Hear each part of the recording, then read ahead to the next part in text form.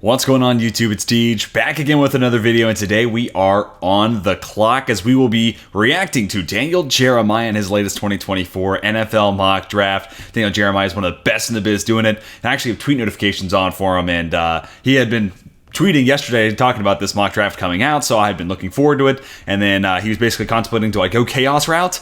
And he said he did, so I'm really excited to look at this. And after we evaluate this first round mock from Daniel Jeremiah, I'm going to jump into the PFF mock draft simulator and give you a second round continuation to this mock draft. So it starts with the obvious, Caleb Williams. Not a whole lot to talk about there. At number 2, I think this is where the draft starts. Is it going to be Jaden? Is it going to be Drake? Here it's Drake May. This is what I would do. And I think ultimately, I think he's the next best quarterback available. Not that there's anything wrong with Jaden Daniels. I just think Drake May, a little bit higher of a ceiling, few less question marks about the frame. Also a little bit of an older breakout for Jaden. Again, like him, he's in my, kind of tier 2 or I guess it's tier 3 technically.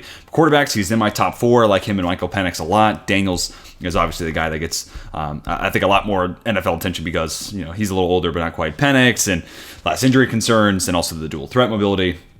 Makes him a lot easier of a sell, plus reigning Heisman Trophy winner, so it makes him an easier sell at 3 than Michael Penix. But this isn't about my board, so I think this is the right order these 3 guys should come off. And what it sounds like is New England likes Jaden Daniels, so I think this is their preferred outcome. And here we go. We get our first little shock, so to speak, with a trade up to 4. Arizona moves back. I think this is possible.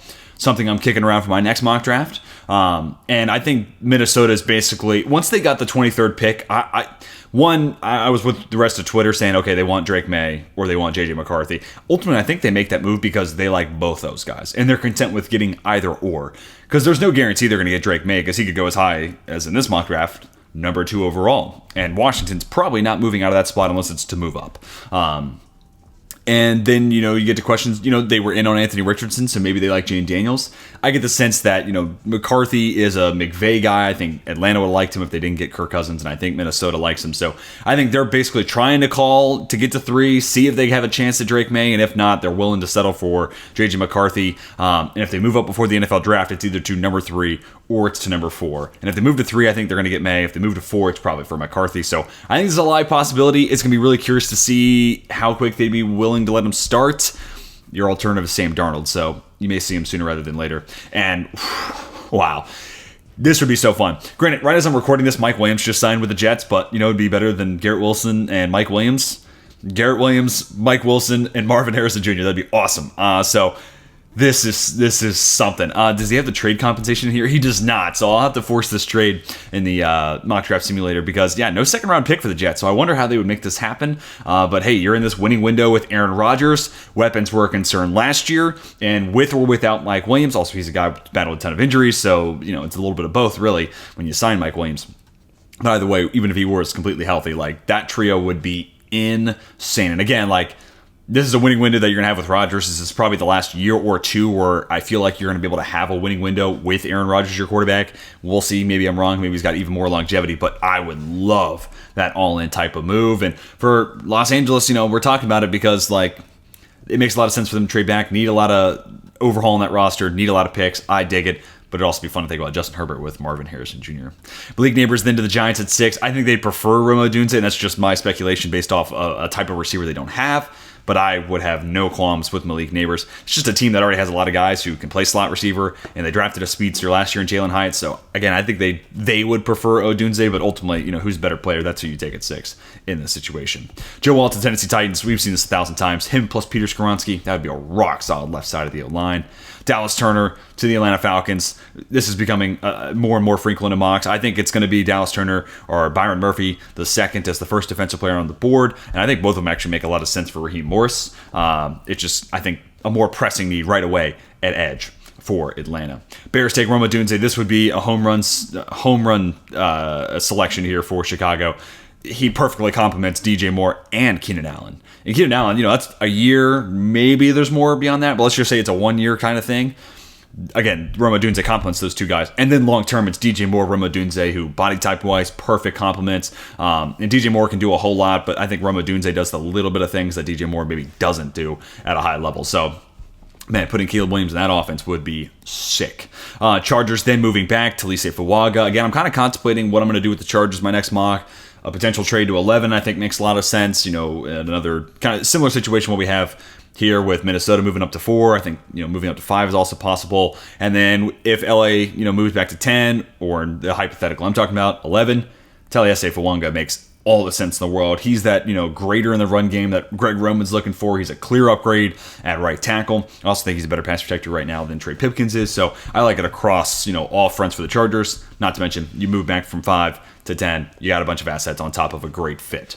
Jared Verse then to the Cardinals at 11. I'm totally fine with this. I think Byron Murphy II should probably be the second defensive player off the board, but totally fine with this. Heavy-handed edge, kind of a guy the Cardinals don't have at the edge spot right now, so I like that a good bit. Brock Bowers then goes to the Denver Broncos. We get a random video that pops up there. Can't plan that. But Brock Bowers, I think this makes a lot of sense just because you think, Jimmy Graham and his time with the New Orleans Saints, so could see where Sean Payton's looking to tap into that. And I am contemplating for my next mock a path towards quarterback that does not involve, for the Denver Broncos that is, that doesn't involve them drafting someone in the first round. So a little teaser for what's going to come hopefully this weekend, if not this weekend, the next. For this next Denver Broncos mock draft I have on the horizon.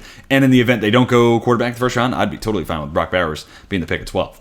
Michael Penix Jr. over Bo Nix. So that's very interesting. And it's always kind of eye-opening to see what Daniel Jeremiah's kind of, specifically because his mocks are put together with what he's hearing, not how he ranks his board. So, I'd be curious to see his top 50. I'd have to revisit that. Who does he have higher, Penix or Bo Nix? But I don't know. Maybe this is inclination that, he's here and Michael Penix could be a first-round guy. My last few mocks, I haven't had him go in the first because I just, I think he threw well at the combine, but I still think there's going to be a few too many concerns or questions he needs to answer. Also, I think he's probably he needs a certain scheme. But maybe he isn't. Maybe he is in first-round contention just because the arm talent's there. And for the Raiders, it's Gardner Minshew, it's Aiden O'Connell. Maybe it's worth taking a shot on Michael Penix. Then we get to Olu Fashanu for the Saints. This is one of the landing spots that I have some concerns about Olu, specifically with the hand size now. But this is one of those places where I feel pretty good about, like, if he went there, that he'd turn into a good football player. Really solid tackle tandem then, too, if Ryan Ramchek's able to play for another few years. Trevor Penning probably better off playing guard. So with one move, you can kind of improve a couple different spots in that New Orleans offensive line, which would be great to see. Colts take Quinyon Mitchell. I don't want to give away what I'm going to do with the Colts in my next mock, so I'm actually just not going to say anything. But I love this fit. I think it makes a ton of sense. And receiver in the second round, there's specifically one guy that would be awesome to add in as that Alec Pierce upgrade / replacement. And you'll have to come back to my next mock to hear more about what I think there. But I love Quinyon Mitchell as a fit first round. I've done it a ton. Troy Fautanu, I think he just goes before this, but if he makes it all the way down to 16, it's awesome for Seattle. An absolute upgrade there at left guard. He already fits the scheme. Also, like, Charles Cross missed some time. We've seen Abe Lucas, I couldn't think of his name for a second, but we've seen him miss some time. So also could be a swing tackle for this team too. But like just his presence at left guard would be insurmountable. Like that would make that left side of the offensive line one of the best in the NFL. Cross, because I'm a huge believer in him, and Fautanu. But honestly, their strengths coming out were different. Like Charles Cross, in this, Mike Leach, spread air raid offense. He was a great pass protector. Questions about his run game. I think he's been a little bit better at that at the NFL level. Fautanu is a great, pass protector, but specifically at guard with his movement skills, like this dude could absolutely be a difference maker in the run game too. So kind of like the pairing of those two guys next to each other if it did play out this way.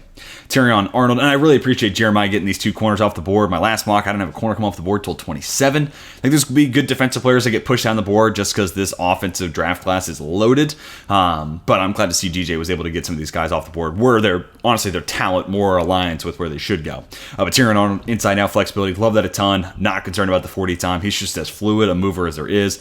I prefer him to play in the slot anyways, so I'm really not worried about the 4 or 5 time. But if he goes to Jacksonville, he's going to be boundary corner number 2 with Tyson Campbell. Bengals, J.C. Latham. A lot of people who believe in the upside, and I can see why. I think 340 was the right way for him to come in at the combine. Right tackle, maybe a little bit less of an urgent need, as DJ talks about today. Trent Brown was signed by the Bengals, but that also could just be a 1-year stopgap kind of thing.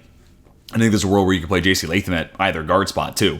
So you could get him some immediate playing time on the inside, and then eventually in a year or two's time, depending on what happens with Trent Brown beyond this year, he could become your tackle in the future. So I like this a good bit, especially if he's 340 pounds. I feel like, okay, he'll be back to what his movement skill looked like 2 years ago at Alabama. So therefore, I don't mind him playing guard whatsoever.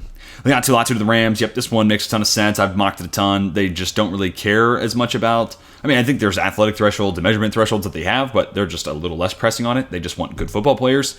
Leon Latu is textbook that. Also, his pro day stuff, like just over 7-second three count at 268 pounds or 267 maybe.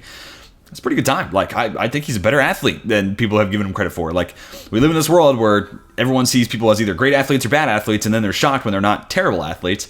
And Latu's just somewhere in the middle, maybe slightly above average as an athlete. Like, and I think the numbers have basically backed that up. So I like this a good bit. And especially after the loss of Aaron Donald, like, any talent you can add to that front seven, that pass rush, goes a long way. Pittsburgh Steelers, Tyler Guyton. I would love this. Flip Broderick Jones over his natural position. I could also see where Guyton's a Mike Tomlin guy. I also do think Mike Tomlin, is always a pretty vocal presence at the Senior Bowl. That was a good showing for Tyler Guyton. Maybe that does play a factor in the draft strategy. Ultimately, it's Omar Khan, the GM, who's making the call. But I could see where Mike Tomlin maybe gets in his ear and says, yeah, that guy, maybe a little raw, but we can work with him. I saw his upside at the Senior Bowl. And, well, again, the biggest win for me here is getting Broderick Jones to his natural position. Graham Barton, the Dolphins. This is your Swiss Army knife for whatever need comes to arise across that Miami offensive line. Love that fit a ton. Mocked it plenty myself. Nate Wiggins to the Eagles then. I like that a good bit. I think we're going to see a decent bounce back from James Bradbury and Darius Slay in this new Vic Fangio defense. I think it puts them in a better spot. I won't say easier, a better spot. And also James Bradbury's been up and down, so he's coming off a down year. Good reason to kind of bet on him playing a little bit better this year. But Nate Wiggins, probably not bad to invest in that position long term. I'd really like to see them add a slot, like Cooper DeJean here, slot / some safety hybrid stuff. I'd be really down for that. But you also did draft Sidney Brown last year to play some box safety, so DeJean might ultimately just play slot. Personally, I'm fine with that. I think the NFL is just not quite there with how much I value that position. But, I think DeJean could have been an interesting option. If Arnold made it here, that could have been fun. But ultimately, you can't control who's not on the board. Nate Wiggins, you could also play him in the inside as well. And, wouldn't be the worst idea. Tackling would come into question. Also, 182 pounds, you want him playing in the inside. Just going to come down to preference there. Brian Thomas Jr., if he makes it here, I mean, like, if you're not going to get Marvin Harrison Jr. at 4, like, this is a great receiver class, and, like, Brian Thomas Jr. is not a terrible, like, consolation prize, especially after you get all the extra assets of moving back from pick 4 and allowing the Vikings to, give you pick 11 and 23. Like, love that a ton. So, extra assets, Brian Thomas Jr. I think there is a step down from Marvin Harrison Jr. to Brian Thomas Jr., but all those extra assets ultimately fill out your roster in a really nice way. So, Brian Thomas Jr. makes it to 23. That'd be one hell of a consolation prize. Jax Paris Johnson to the Dallas Cowboys. Dallas fans, I promise you I will make this happen in one of my mocks here in the near-ish future. Because, this is a little hyperbolic, but I'm glad that DJ said it too. I legitimately think that if Dallas gets their hands on Jax Paris Johnson, that's their next Travis Frederick. And actually the same thing about the Steelers. Like, if they get their hands on Jax Paris Johnson, that's their next, Webster. That's their next, Darmonte Dawson. That's their next Marquise Pouncey. That type of all-time legendary presence. I think that highly of him. I think he's the best center I've ever scouted. Also some guard flexibility, so you could even play him there, depending on what they want to do. But, with Biotish gone, I think the move here would be playing at center.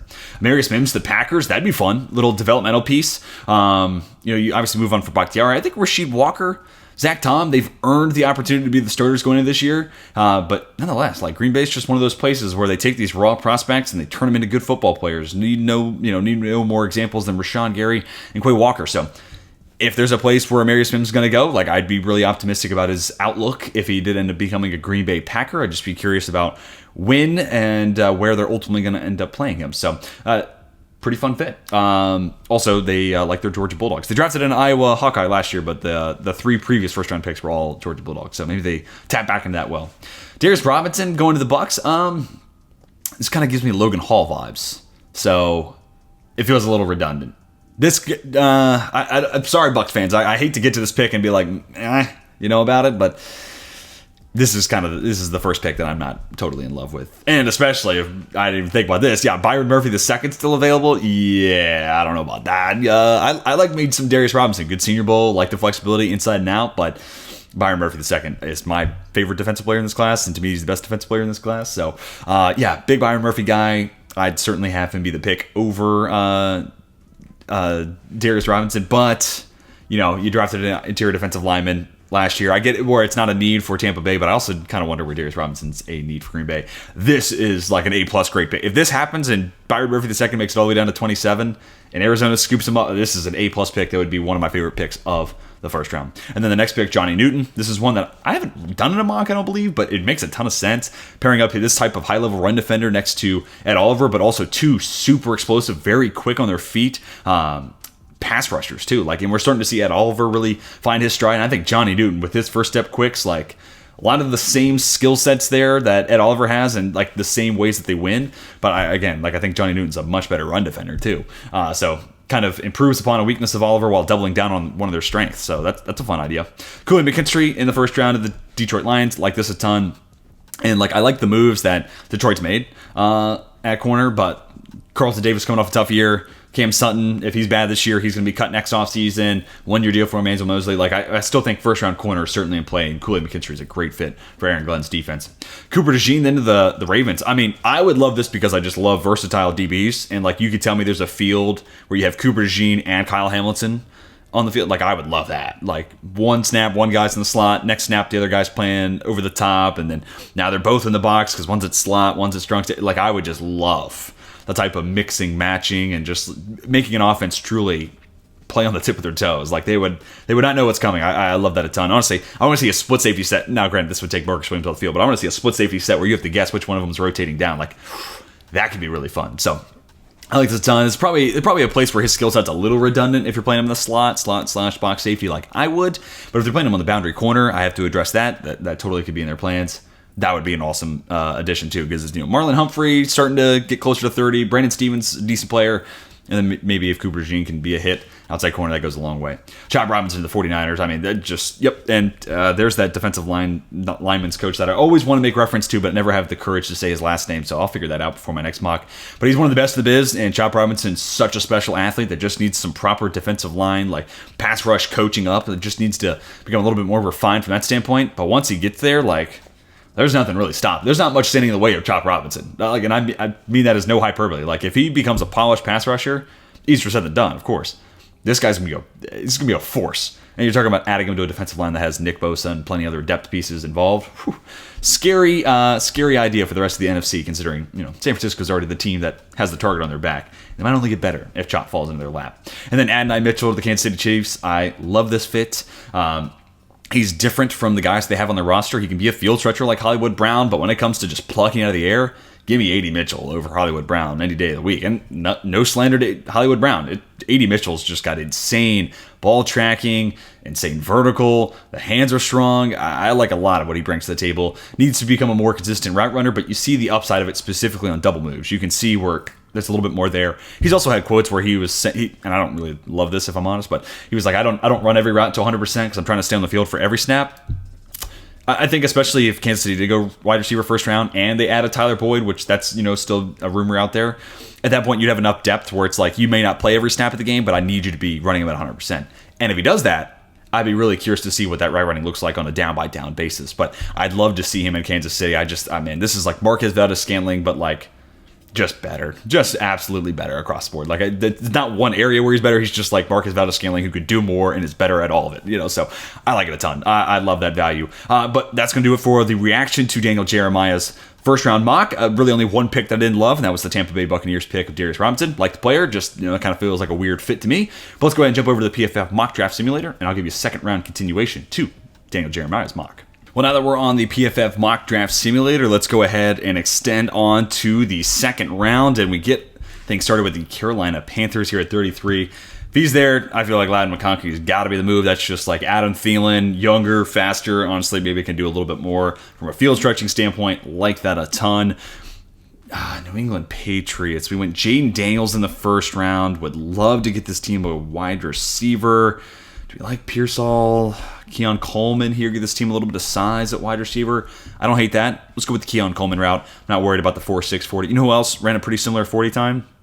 T. Higgins. And that's been the guy I always compare to and kind of talk about when I talk about Keon Coleman. All right, let's get to the Arizona Cardinals. So just quick reminder, Byron Murphy right after they took Darius Robinson, Brian Thomas Jr., and Jared Verse. So a couple of D-line picks as well as their receiver. Give this team an offensive tackle. They had Jonah Williams in the mix, but Kingsley Suamataia, Patrick Paul. All these things are kind of interesting to me. Also want to double check into your offensive line real quick. Nah, nothing there. Let's go. Oh, corner maybe. Yeah, this team could definitely use a cornerback. Let's look at Kamari Lassiter, maybe. TJ Tampa, maybe. I don't hate Tampa. I like Tampa's flexibility in that Jonathan Gannon defense. I like that, actually, as a pretty decent fit. We'll have to remember that for our future mocks. Washington Commanders, lots of moves at off-ball linebacker, so probably nothing there. Chris Braswell, get this team some edge reinforcements. I don't think that's impossible. Offensive tackle also makes a ton of sense. Could this be a Jordan Morgan spot? Some people are going to see him as a guard. Maybe Patrick Paul. Let's go Patrick Paul. Get a clear-cut upgrade as a pass protector. Chargers, they got Talise Fuaga. So, receiver, man. Receiver is really standing out to me. Roman Wilson. I mean, he's different than Josh Palmer, and he's different than Quentin Johnston. Let's go with Roman Wilson and give Jim Harbaugh. That one's an easy one. Michigan guy hooking up with another Michigan guy. And then we get to the Tennessee Titans. It was Joe Alt in the first round. Could go receiver, but I really feel like corner is a spot I kind of want to zero in on. Max Melton, big time riser over the last couple of weeks.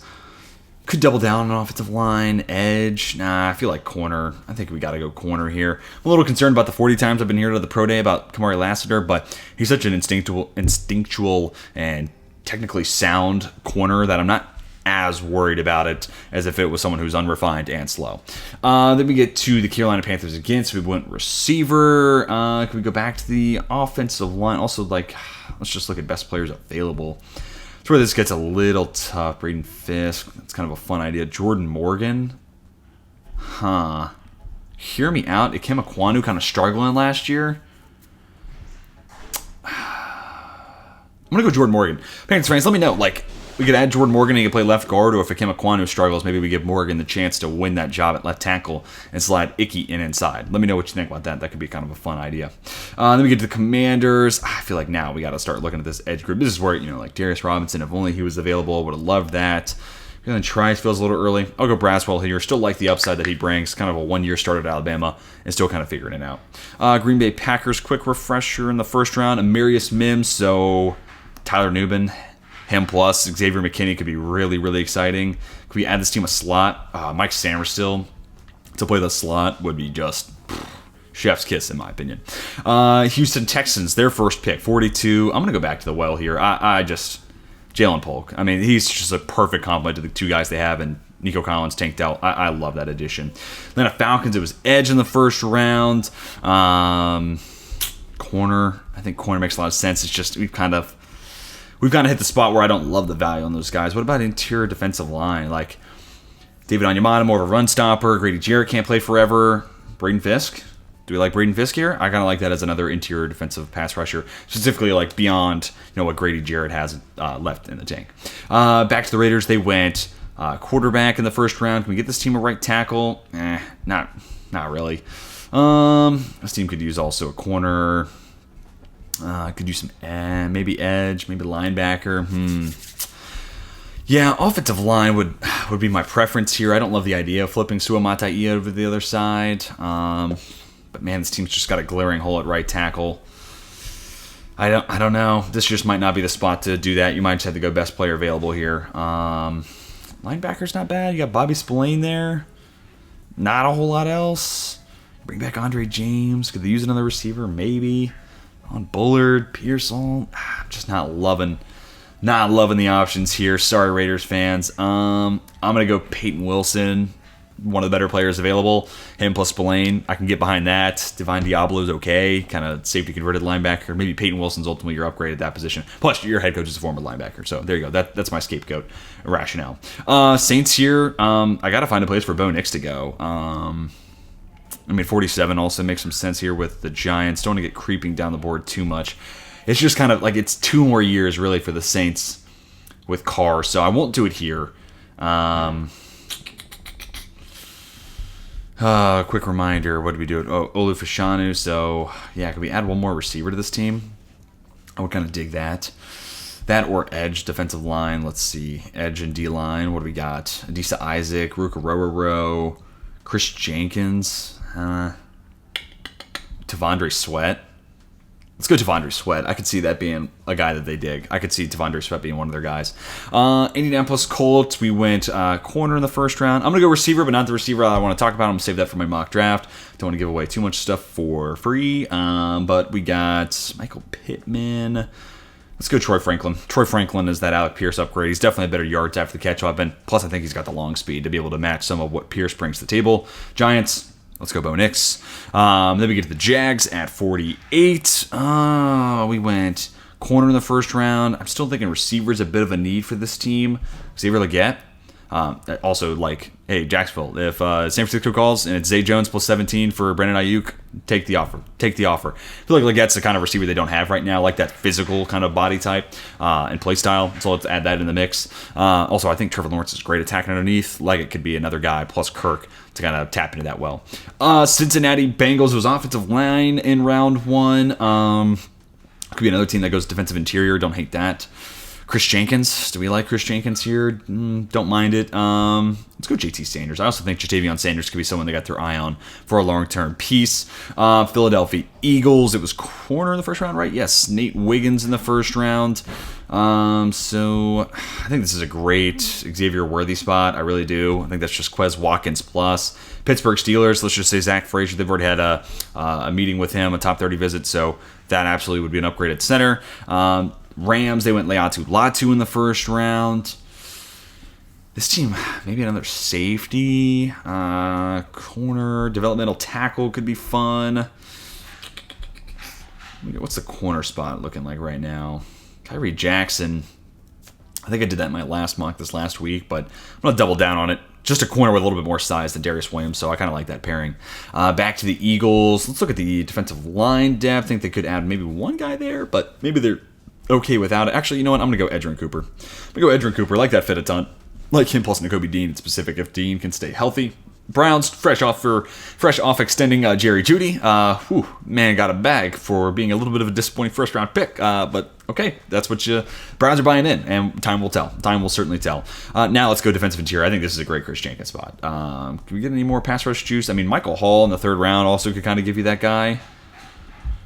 But, yeah, in this case, let's go Chris Jenkins, and then we'll say in the third round they go Junior Colson. That'll be our way of working around the defensive interior linebacker needs for the Cleveland Browns. Miami Dolphins are next. Yeah, they went Graham Barton, but give them Christian Haynes, too. Like, this team has a lot of priority. They need to put a lot of priority in the interior offensive line. They've lost a couple of starters there, so I think they can continue to pluck away at that hole. And honestly, Barton at left guard, Haynes at right guard, I'm feeling great about that if I'm Miami. All right, Dallas Cowboys here at 56. What was it in the first round? This is another spot where kind of receiver, kind of a sneaky spot. Can we go get him a guy to be a Michael Gallup replacement? Ricky Pearsall, maybe? Pearsall or running back here? I'll go running back. Cowboys fans, let me know about Ricky Pearsall. How you feel about Ricky Pearsall as a Michael Gallup replacement? I'm kind of coming around to that idea. I kind of dig that. Tampa Bay, it was Darius Robinson in the first round. Didn't love that per se. Nothing against the player. Again, just kind of a stranger fit in my estimation. Let's go Dominic Pooney here. Get him an upgrade there at left guard. Also maybe some center flexibility. I could see that. Packers here at 58. You know what? Since he's still available, Tyler Nubin plus Xavier McKinney. I think McKinney comes with free safety, strong safety flexibility. Nubin's probably a little bit more of a free safety, but I think there's split safety looks that can make that work. And maybe you coach up Nubin, he becomes a little bit better playing inside the box, and then you can start rotating these guys, get really two nice versatile safeties. I would like that a ton. That'd be the ideal plan. Houston Texans back on the clock. Interior defensive line definitely would be something that's kind of a fun play here. I'm also thinking Ruke Orhorhoro. I kind of think of Charles Omenihu type in his time in San Francisco. I want to do something a little different here. Let's go Ruke Orhorhoro. Can play some edge, can play some interior defensive line, can kind of be a multi-tool asset basically for that defensive line. Kind of a fun fit. Bills, can we give this team... God, I don't know why I keep hitting trade. That's crazy. If he's here, Ricky Pearsall. I just had the Bills take Pearsall in the first round in my last mock, so I got to pound the table for him at 60 if he's available. Lions, it was a corner in the first round. They've done a good amount of work on the interior offensive line, so you don't have to go that route here. But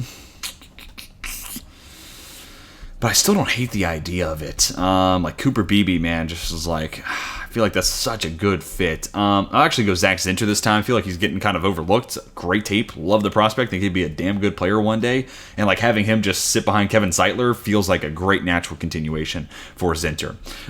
Ravens, it was corner Cooper DeJean in the first round. Would love to see this team add one more receiver into the mix. Jermaine Burton's a bit of an upside play.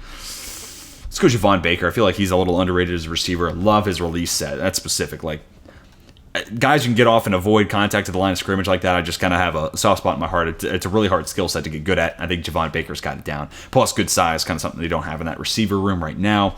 San Francisco, can we go interior offensive line / offensive tackle in this spot? Amagaji, could you play him at left guard and have him be your contingency for Trent Williams? I think that's a bit of a fun fit. Let's do that. I'm gonna go with Kirion Amagaji. And then for Kansas City, since they went wide receiver in the first round, we go Kingsley Suamataia. Let's go ahead and go over the full results. Guys, that's going to do it for my reaction, plus the second round continuation to Daniel Jeremiah and his latest mock draft. Again, like a lot of what Daniel Jeremiah is bringing to the table, I'm glad that he went the chaos route. Really intrigued by the idea of like the Jets moving up, get Marvin Harrison Jr. Things get weird on draft day. Anything's possible, and like that would be one of the cooler like outcomes that nobody's talking about. So I'm glad DJ just gave us the idea to kind of sit and think about. And then we got into the second round continuation. Tell me what you think about the mock and my part in it here in the second round. Did you like the picks? Are the values about right? And ultimately, who's your favorite team? Do you like the second round picks that I gave your squad? I'd love to know that down below in the comments section. But hopefully you guys enjoyed. I hope you all have a fantastic rest of your day. And until next time, my name is Teach, and I am signing off.